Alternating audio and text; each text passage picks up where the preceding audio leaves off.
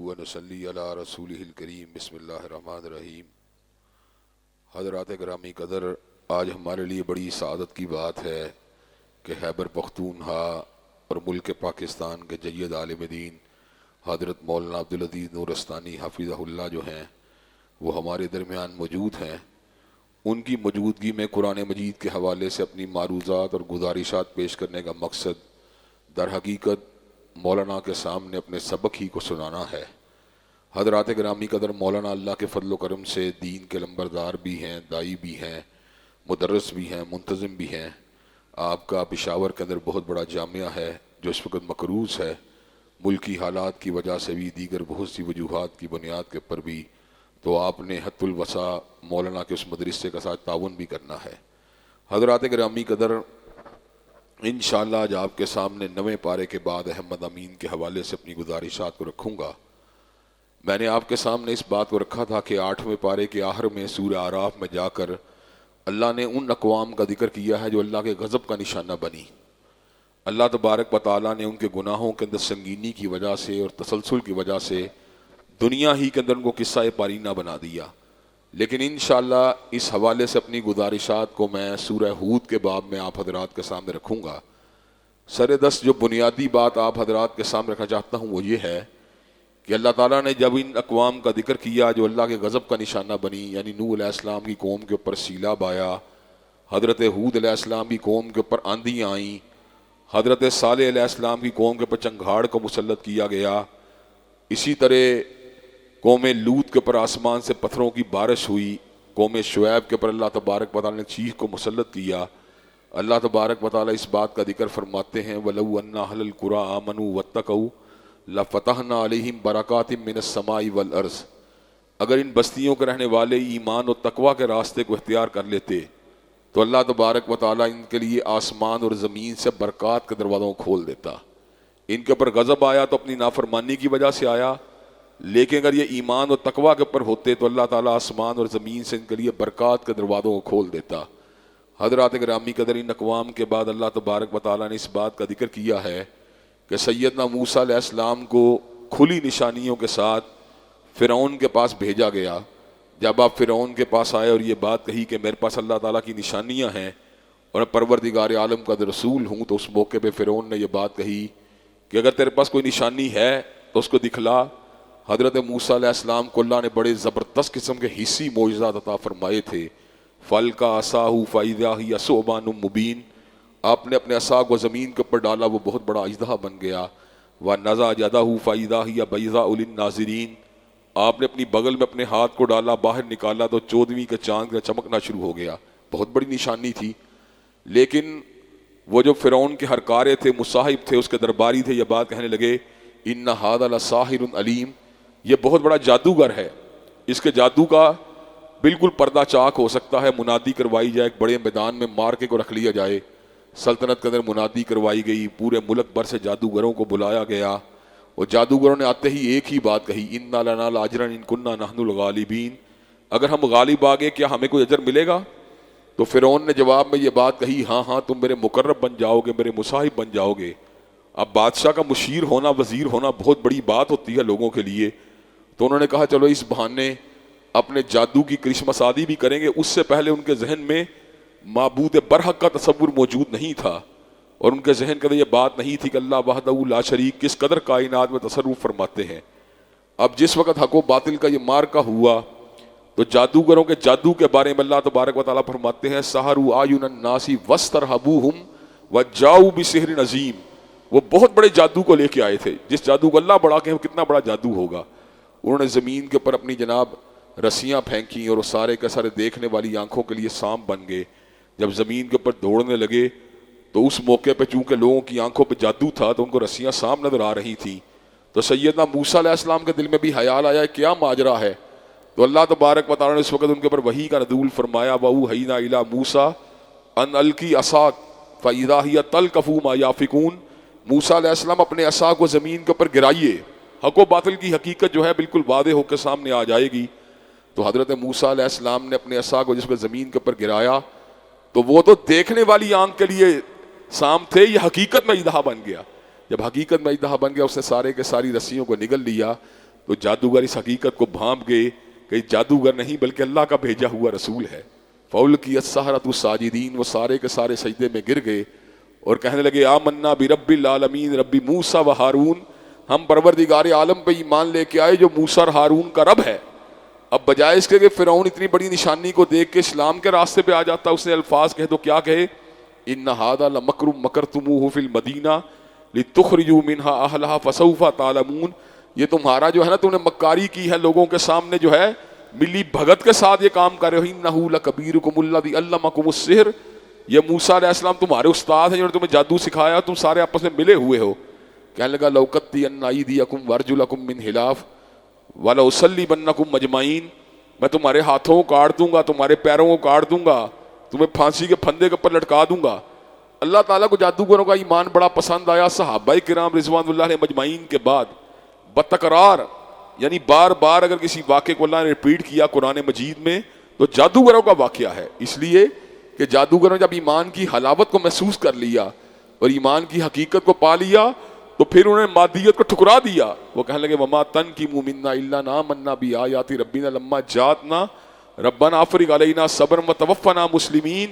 کہنے لگے تو ہم سے اسی بات کا انتقام لیتا ہے کہ ہم جناب اللہ کی نشانی کو دیکھ کے اس کے اوپر ایمان لے کے آئے ہیں، اب ہماری کوئی مادی تمنا نہیں، اب کوئی وزارت مشاورت ہماری نظروں میں اہم نہیں، اب تو ایک ہی دعا ہے ربنا افرغ علینا صبرا وتوفنا مسلمین، اے ہمارے پروردگار ہمیں صبر دے اور ہماری موت اسلام کے اوپر واقع ہو. حضرات گرامی قدر ایمان ایسا ہونا چاہیے کہ جب دل میں گھر کر جائے تو کسی دباؤ کی وجہ سے، کسی خوف کی وجہ سے، کسی طمع کی وجہ سے پھر اس کے اندر کسی قسم کی کمی نہیں آنی چاہیے. اس صورت میں اللہ تبارک و تعالیٰ اس بات کا بھی ذکر فرماتے ہیں کہ اللہ تبارک و تعالیٰ نے اس کے بعد موسیٰ علیہ السلام کی تائید کے لیے پے در پہ کئی نشانیاں دکھلائیں. طوفان آیا، ٹڈیوں کی بارش ہوئی، خون کی بارش ہوئی، چوہوں کی بارش ہوئی. یہ ساری کی ساری نشانیاں جب بھی اللہ کا کوئی گرفت آتی تو فرعون یہ بات کہتا ایک مرتبہ موسیٰ اپنے رب کو کہو اس عذاب کو ٹال دے، پھر دیکھنا بنی اسرائیل کو تمہارے ساتھ روانہ کر دوں گا.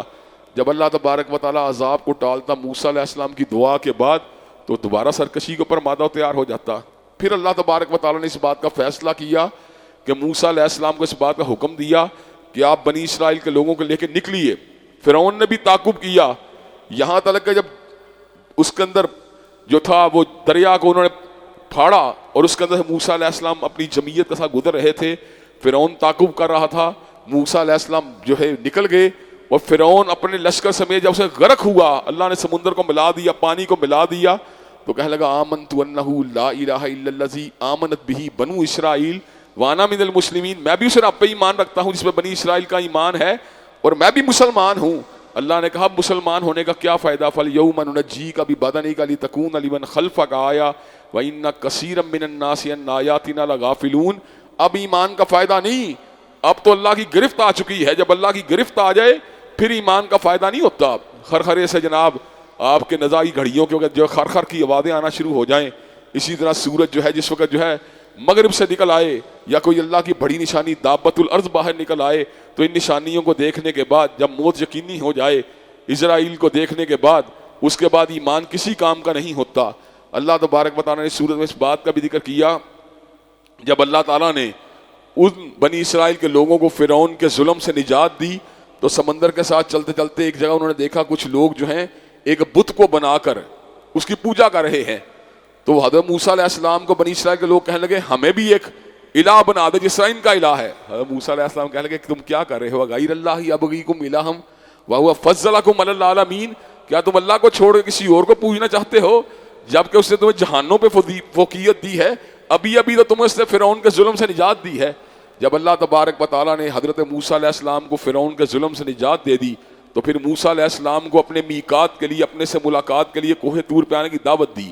ملاقات کے مواقیت جو طے ہوئے تھے، اوقات جو طے ہوئے 30 دن تھے، لیکن اللہ تبارک و تعالیٰ نے 10 دن مزید بڑھا دیے. موسیٰ علیہ السلام اللہ کے ساتھ گفتگو کرتے رہے، ان کے ساتھ علم کی باتیں، ایمان کی باتیں پوچھتے رہے. اللہ تعالیٰ کی آواز اتنی خوبصورت اور پر اثر تھی کہ موسیٰ علیہ السلام کے دل میں خیال آیا آواز اتنی پیاری ہے، رب کتنا پیارا ہوگا. تو دل کے اندر جو کیفیت پیدا ہوئی وہ زبان کے اوپر آ گئی، کہنے لگے ربی ارنی انظر الیک، اے اللہ میں کہ آپ کو دیکھ نہیں سکتا. تو اللہ نے کہا لن ترانی ولکن انظر الی الجبل فَإِنِ اسْتَقَرَّ مَكَانَهُ فَسَوْفَ تَرَانِي، موسیٰ مجھے ہرگز نہیں دیکھ سکتے، لیکن اس پہاڑ کے اوپر اپنی نظر کو کیجیے، اگر یہ پہاڑ جو اپنی جگہ پر کھڑا رہ گیا تو پھر میرے دیکھنے کی بات بعد میں ہوگی۔ فَلَمَّا تَجَلَّىٰ رَبُّهُ لِلْجَبَلِ جَعَلَهُ دَكًّا وَخَرَّ مُوسَىٰ صَعِقًا، اللہ نے اپنی تجلیات میں سے ایک تجلی کو کوہ طور پہاڑ پہ جس وقت گرایا تو کوہ طور پہاڑ کا سرما بن گیا، موسیٰ علیہ السلام بھی بے ہوش ہو گئے۔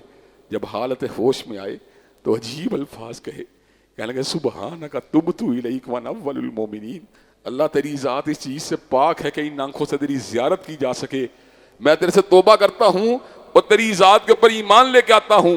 اللہ نے کہا یہ تختیوں کے اوپر لکھی توریت ہے، اپنی قوم کے لوگوں کے پاس لے جا اور اس میں جو کچھ ہے اس کو مضبوطی سے پکڑ لو، اس کو مضبوطی سے پکڑ لو، تمہیں ہدایت مل جائے گی۔ حضرت موسیٰ علیہ السلام جو تھے اپنی قوم کے بعد واپس آئے تو عجیب منظر دیکھا، ان ظالموں نے کیا کیا تھا، سونے چاندی کو پکلا کر ایک بچڑے کو بنا کر اس کی پوجا شروع کی ہوئی تھی۔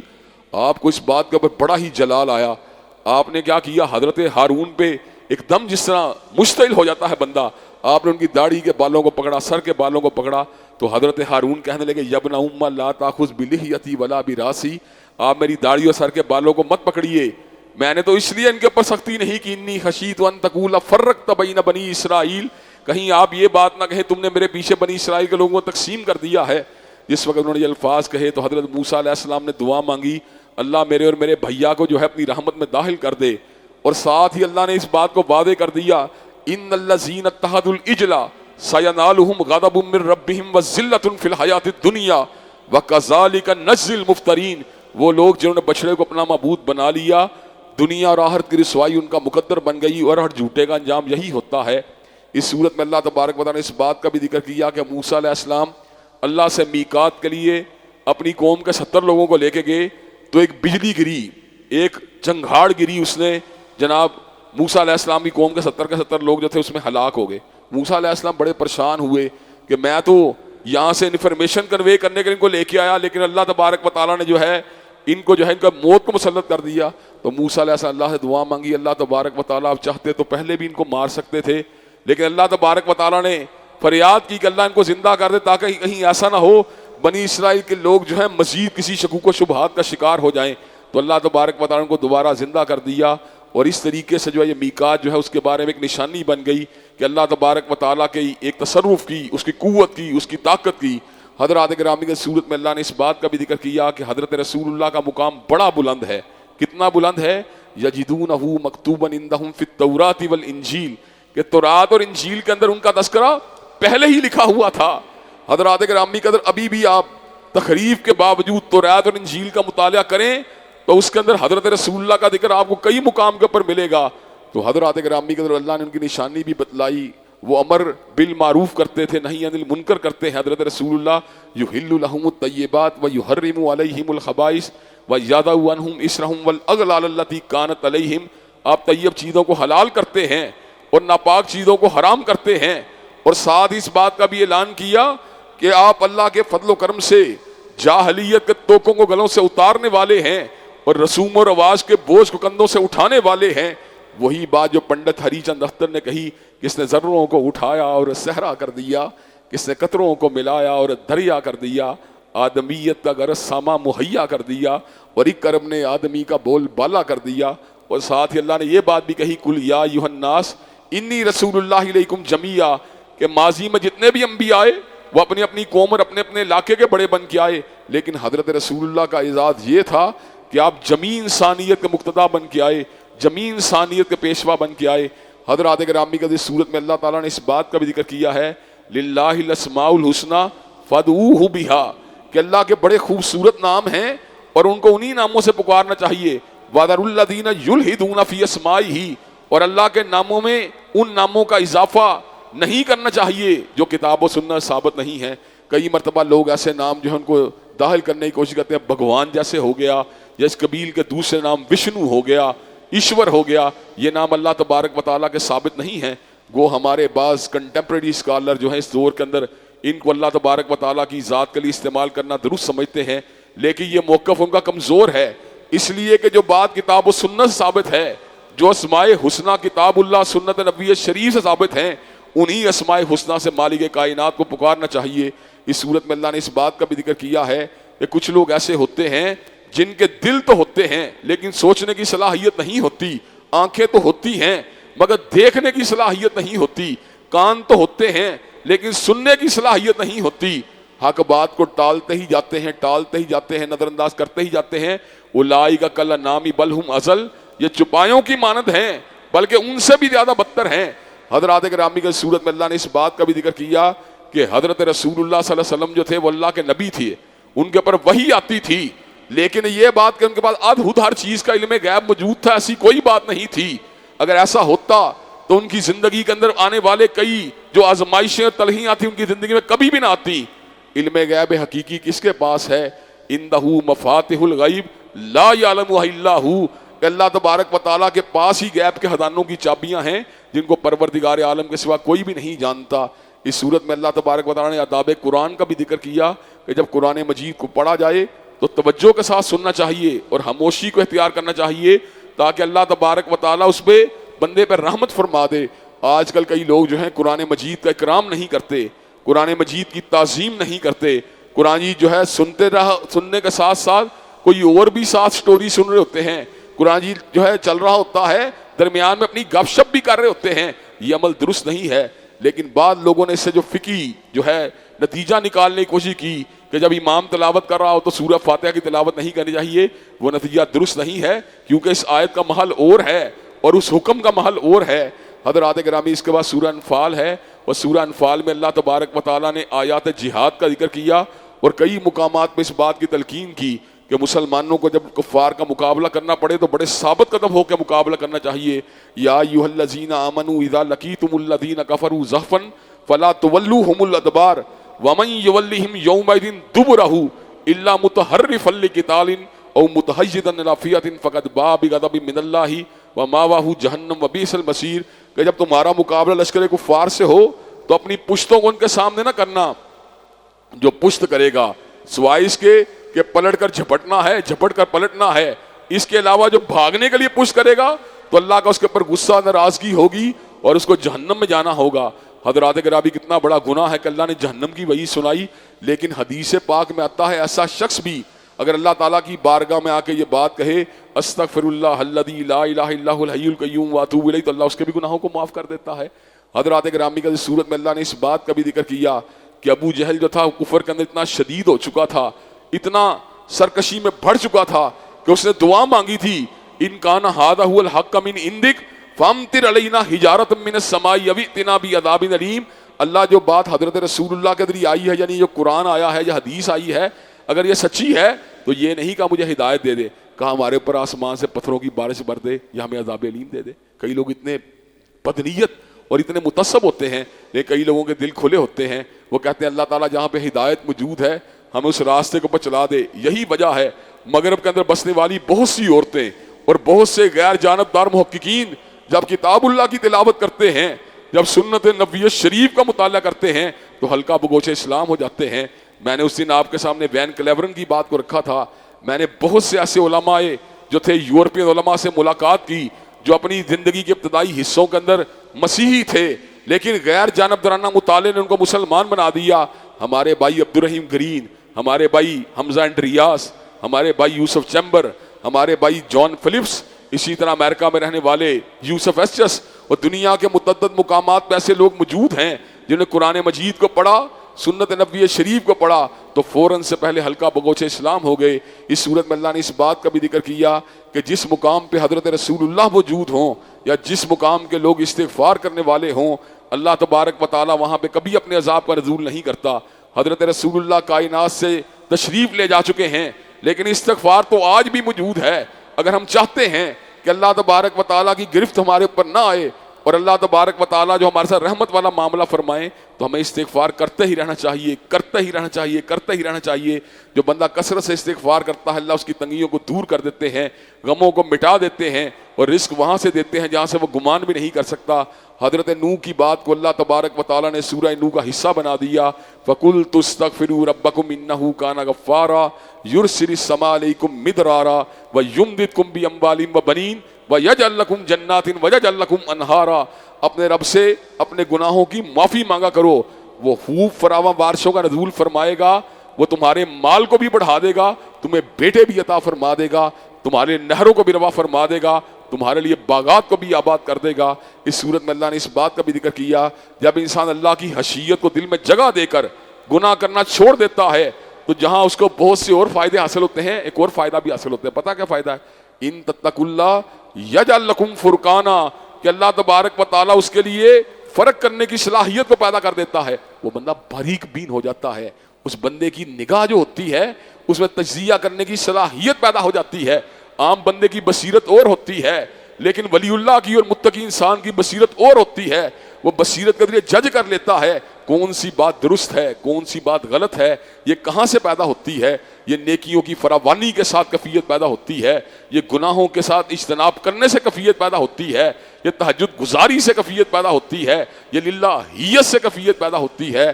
حضرات گرامی قدر، کچھ مضامین جو میں نے آپ حضرات کے سامنے رکھے، کلام اللہ کی روشنی میں اللہ تبارک و تعالیٰ سے دعا ہے کہ اللہ تبارک و تعالیٰ ہمیں فہم قرآن جو ہے وہ بھی اس سے بھی بہرور فرمائے، ہمارے دلوں کو نور ایمان سے بھی منور فرمائے، اور اللہ تبارک و تعالیٰ ہماری بصیرت اور بصارت میں بھی اضافہ فرمائے۔ وآخر دعوانا الحمدللہ رب العالمین۔ میں مولانا عبدالعزیز نورستانی کی خدمت میں عرض کروں گا کہ وہ حاضرین مجلس کے لیے جتنے بیمار ہیں ان کے لیے بھی دعا فرمائیں، جو تنگ دست ہیں ان کے لیے بھی دعا فرمائیں۔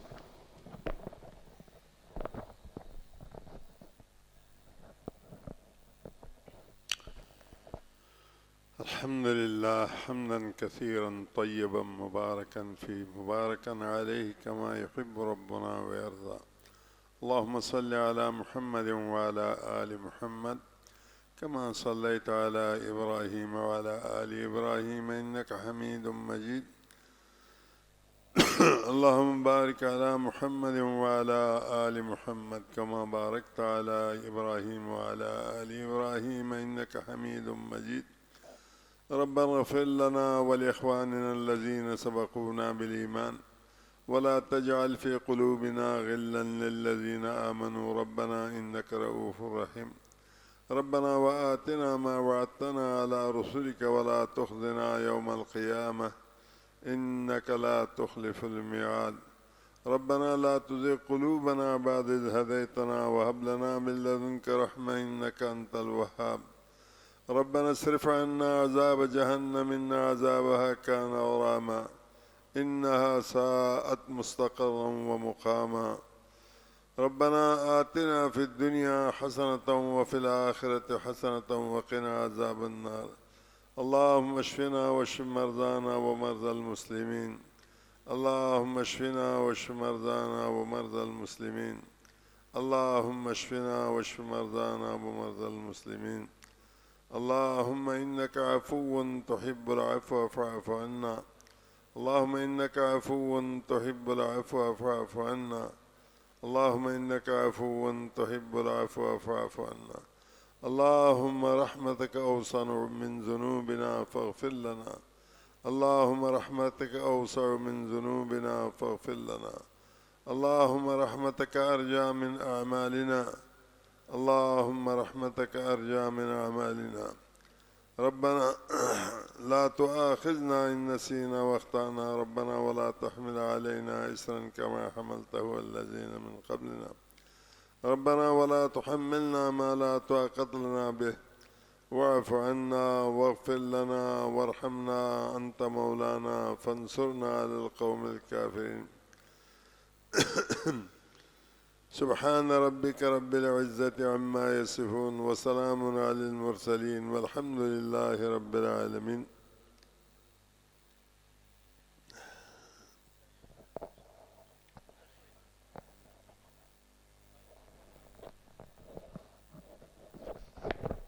سارے دوست ساتھی مولانا کے مدرسے کے ساتھ اپنی اپنی وسعت کو ضرور تعاون فرمائیں۔ جزاک اللہ۔